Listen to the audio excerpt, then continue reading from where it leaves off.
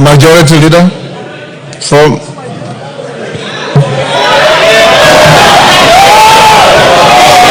Kimani, Ichungwa. Thank you. Kimani, Ichungwa will speak. Thank you, Honorable Speaker. Ichungwa will speak. Thank you, Honorable Speaker. Honorable Speaker, let me first welcome members back to the House after the long recess and join you in thanking members even for showing up during the special sitting last month.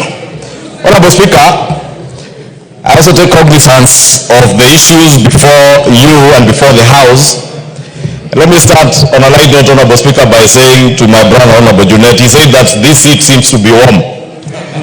And this seat is a seat like any other in this House. I know in a presidential system, Honorable Speaker, any member can sit anywhere.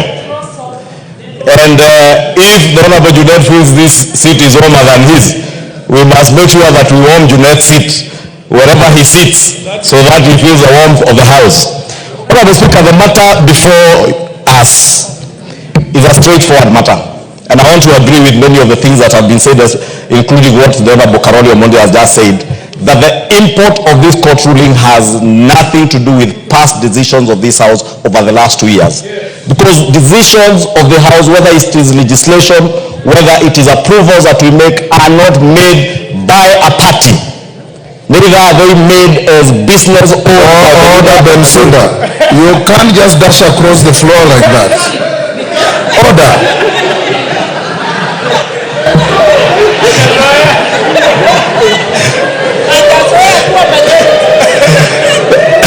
Thank you, Honorable Speaker. Honorable Bensouda is not used to sitting on this side of the House, so we may forgive her. It is very hot. Honorable Speaker, I was saying that decisions of the House are decisions of Parliament.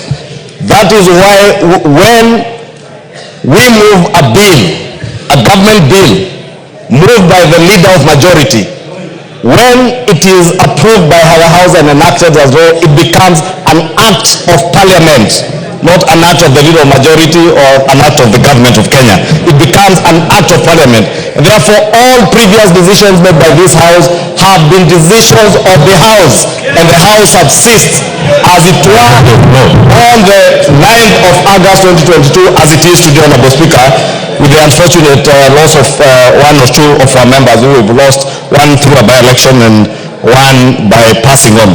Honorable Speaker, we also have a very good constitution, Honorable Speaker. And as much as I respect the decision of the court, I completely disagree with the court in many aspects, and some of which have been touched on. I do not want to dwell on to them, Honorable Speaker. But the question that we need to ask you, Honorable Speaker, and ask ourselves, what is it out of the 34 prayers? Honorable Speaker, there is a lot of loud consultations behind me. Order, members. As Honorable Speaker, the gentleman who went to court with a total of 34 prayers before the court. Amongst those prayers was a declaration by the court that the Azimio coalition be declared as a majority party, and the leader of the Azimio coalition in Parliament be declared as the majority leader in the House. The court declined to give that declaration or that ruling. The only ruling out of the 34, Honorable Speaker, that was given by the court was to annul your ruling of October 2022. And the import of that annulment, Honorable Speaker, when they said that they found it to be unconstitutional, null and void, the import of that is we go back to the status quo as at 9th of August 2022. It's called status quo ante. Status quo ante, Honorable Speaker. You know, I'm only an accountant, I'm not a lawyer, Honorable Speaker. But at least, I also know, Honorable Speaker, because I studied in commercial law, in accounting studies, the doctrine of ultra vires, where anything that is ultra vires the Constitution, any statute, Give him a minute. any statute, Honorable Speaker, or any act of Parliament that is inconsistent with the Constitution is null and void to the extent of that inconsistency. And I was saying we have a beautiful constitution because this constitution gives powers, or rather powers to enjoy rights, including the right of association, which is the most important thing in our constitution. Chapter 4 is what chapter 4 for constitution and the Bill of Rights is what has been our constitution as amongst the most progressive constitutions in the world.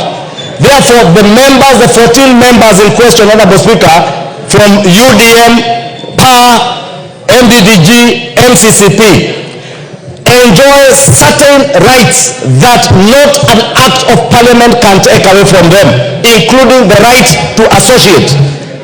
No court, no law can tell the member for Ugenya, MDDG, that he must remain in Azimio.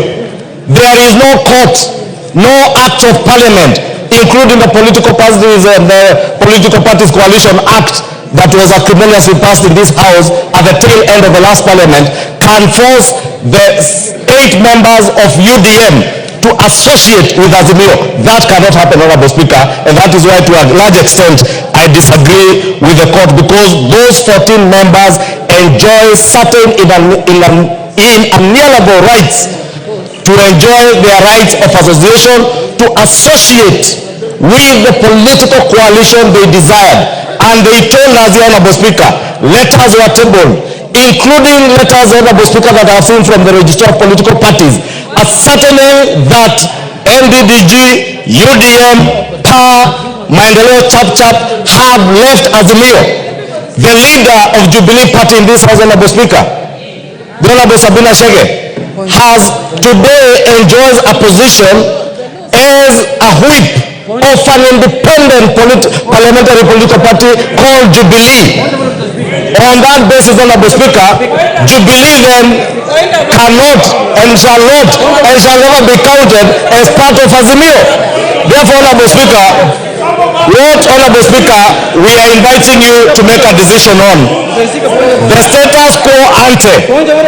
On status quo ante, Honorable Speaker, it is up to you as a speaker to now make a fresh ruling, since you are ruling. Yes, Junet. Mr. Speaker, it is not my intention to interrupt. You have already done so. My colleague, Mr. Speaker, the minority leader. Mr. Speaker, is it correct, Mr. Speaker, for the minority leader to mislead the House that those parties who are members of Azimio cannot be forced to stay in Azimio, Mr. Speaker? To that extent, Mr. Speaker, there is a procedure of getting out of Azimio, Mr. Speaker. They have not followed the procedure, Mr. Speaker, and I can tell you I'm the Secretary General of Azimio, Mr. Speaker. They only wrote letters to me. They never followed the procedure, Mr. Speaker. And Mr. Speaker, I can see David Ochieng wants to respond to me. That's one member party, Mr. Speaker. We don't discuss in this, Mr. Speaker. Order, Honorable Junet. Don't disparage your colleagues. You are better than that.